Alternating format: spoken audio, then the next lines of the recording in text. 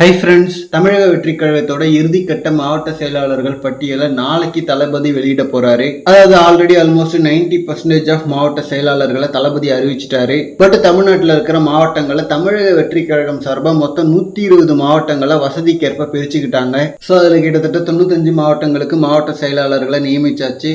மீதம் இருக்கிற 25 மாவட்டங்களோட பொறுப்பாளர்களை தான் நாளைக்கு அறிவிக்க போறாரு. ஸோ அப்போ நாளைக்கு பனையூர் ஆபீஸ்ல தளபதியை பார்க்கலாம். சென்னை சத்யபாமா காலேஜில் போயிட்டு இருந்த ஜனநாயக ஷெட்யூல் முடிஞ்சு போல. சோ தளபதி நாளைக்கு பணியூருக்கு வந்து புதுசா நியமிக்கப்பட்ட மாவட்ட செயலாளர்களை மீட் பண்ண போறாரு. அண்ட் இன்னொரு பக்கம் நடு ரோட்ல வச்சிருந்த உதயநிதி ஸ்டாலின் அவர்களோட கட் அவுட் பாத்தீங்கன்னா மழை காத்துல ஒரு ஆட்டோ மேல சாஞ்சிருக்கு. பட் அதிர்ஷ்டவசமா உயிர் சேதம் நடக்கல. அண்ட் இந்த மாதிரி ரோட்டோரம் வைக்கிற பேனர்களால் ஆல்ரெடி உயிர் போயிருக்கு. சோ அது ஏடிஎம்கே ஆட்சியில நடந்துச்சுன்னு சொல்லிட்டு திமுக சார்பா அதுக்கு எதிராக போராட்டம் பண்ணாங்க. அண்ட் அதுக்கப்புறம் கட் அவுட்ஸ் பேனர்ஸுக்கு எல்லாம் ஓரளவுக்கு ரெஸ்ட்ரிக்ஷன்ஸ் இருக்குதான். பட் ஆளுங்கட்சியா இருக்கிறதால அதை டிஎம்கே மட்டும் ஃபாலோ பண்ண மாட்டாங்க.